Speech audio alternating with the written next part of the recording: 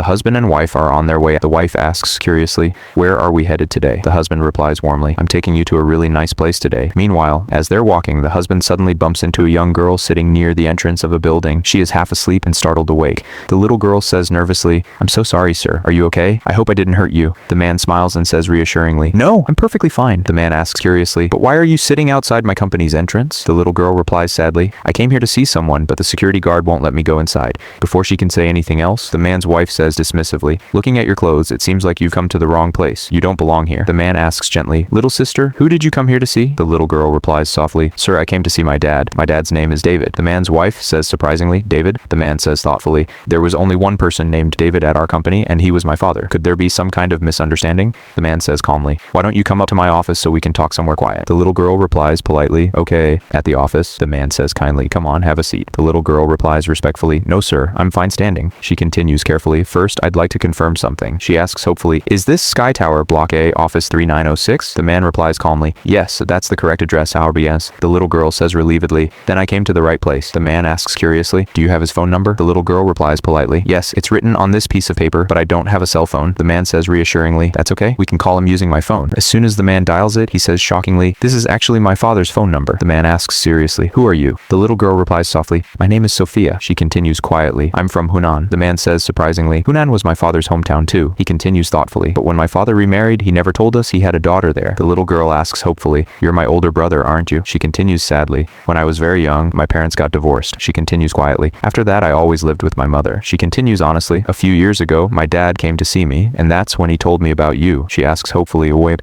you're Aunt Maria's son, right?" The man replies firmly, "Yes." Then there's no doubt about it. He continues warmly, "That means you really are my little sister." The man says softly, "But our father passed away a few years ago." The little girl asks shockingly, "Well, what?" The little girl says tearfully, "Dad passed away?" She asks emotionally, "How did that happen so suddenly?" The man replies sadly, "He had been sick for a long time." He continues sadly, "A few years ago his condition got worse, and he passed away." The little girl begins crying. The man says gently, "Little sister, don't cry." He continues softly, "You traveled more than 3,000 kilometers to get here?" He asks curiously, "There must be a very important reason." The little girl replies sadly, "I had no other choice." She continues quietly, "I was accepted into Tsinghua University." She continues sadly, "But my family's financial situation is very difficult." She continues hopelessly, "I don't have the money to pay my tuition." She continues honestly, "That's why I came to ask my dad if I could borrow some money." She finishes tearfully, but I had no idea he was no longer alive." The man says sympathetically, "Little sister, no one can change fate." He continues seriously, "But I do have one question." He continues firmly, "You never came to see our father all these years, and now you've come only because you need money." He finishes firmly, "If you're only here to borrow money, then I won't lend it to you."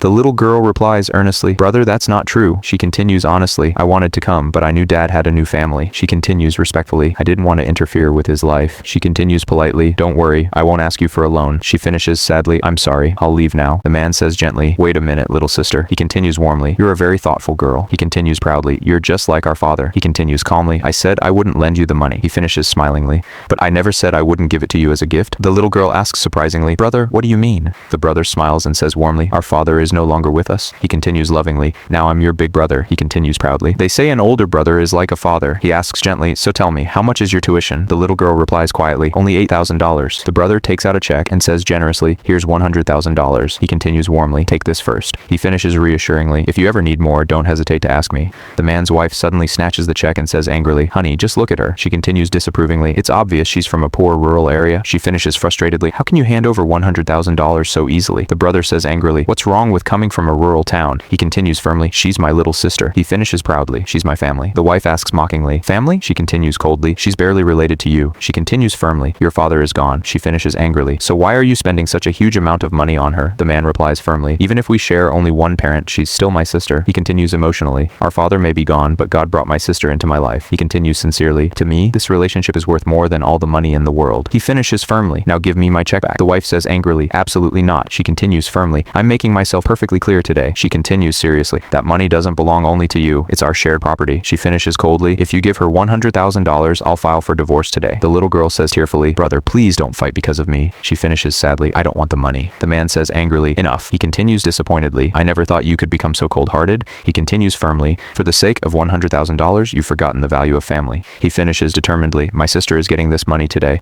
The man takes the check back, places it in his little sister's hands, and says warmly, "Little sister, keep this." He continues reassuringly, "If you ever need anything else, come to your brother without hesitation." He finishes sincerely, "A brother and sister only get one lifetime to share this bond. Always cherish it. If this story touched your heart, let us know what you would have done in the comments and subscribe for more heartwarming stories.